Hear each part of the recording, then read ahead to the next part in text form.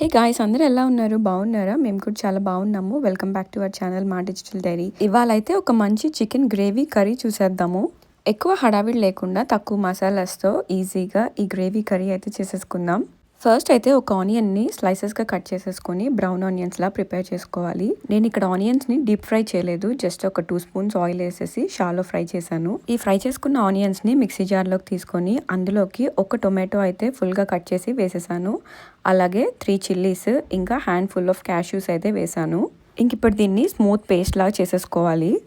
Next ప్యాన్లోకి కొంచెం oil add చేసేసుకొని దాంట్లోకి కొంచెం సిన్నమన్ స్టిక్, అలాగే క్లోవ్స్ ఇంకా ఇలాచీ కూడా యాడ్ చేసేసుకున్నాను. అవి కొంచెం ఫ్రై అయిన తర్వాత కరివేపాకు కూడా వేసేసి ఫ్రై చేశాను. నెక్స్ట్ ఇప్పుడు దీంట్లోకి చికెన్ యాడ్ చేసేస్తున్నాను. మేము చికెన్ ఎప్పుడు కాస్కో నుంచి తీసుకొస్తాము. సో ఆ బల్క్గా తీసుకొచ్చిన ప్రతిసారి కట్ చేసేసి క్లీన్ చేసి సాల్ట్ అను పసుపు వేసేసి కలిపేసి పెడతాను, ఎప్పుడు కావాలంటే అప్పుడు యూజ్ చేసుకోవడానికి. Next 1 tablespoon ginger garlic paste వేసి ఫ్రై చేసుకున్నాను. పచ్చివాసన పోయేంత వరకు జింజర్ గార్లిక్ పేస్ట్ని ఫ్రై చేసుకొని ఆ తర్వాత సాల్ట్ పసుపు వేసి చికెన్ని కాసేపు అయితే లిడ్ పెట్టేసి కుక్ చేశాను.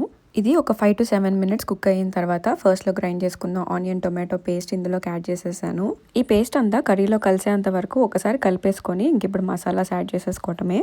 నేను ఇక్కడ బేసిక్ మసాలాస్ అన్నీ యాడ్ చేసేస్తున్నాను. కర్రీకి సరిపడినంత కారం, జీరా పౌడర్, కొరియాండర్ పౌడర్ యాడ్ చేశాను. సాల్ట్ ఒకసారి చెక్ చేసుకొని సరిపోకపోతే ఇంకొంచెం సాల్ట్ యాడ్ చేసుకుంటున్నాను. అలానే నేను ముందుగా గ్రైండ్ చేసుకున్న గరం మసాలా కూడా యాడ్ చేశాను ఇందులో. ఇది ఇంట్లో ప్రిపేర్ చేసిన గరం మసాలా కదా, సో కొంచెం వేసుకుంటే సరిపోతుంది. అరోమా మాత్రం చాలా బాగుంటుంది. ఇంక ఇప్పుడు ఈ మసాలాస్ అన్ని కుక్ అయ్యేంత వరకు కాసేపు మూత పెట్టేసుకొని ఉడికించేసుకుంటున్నాను.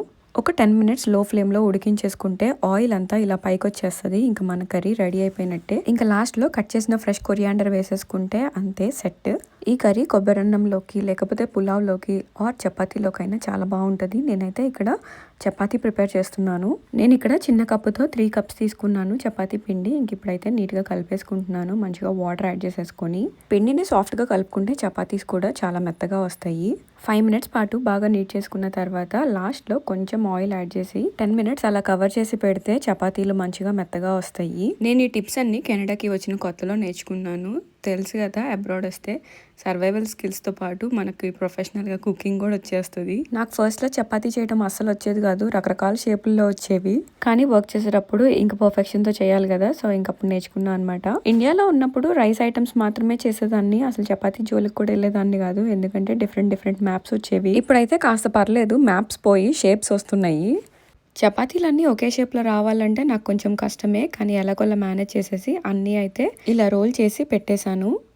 చపాతీలు చేయటమే ఒక టాస్క్ అనుకుంటే ఇంకా కాల్చడం కూడా అది ఇంకో పెద్ద టాస్క్ లాగా అనిపించేది నాకు.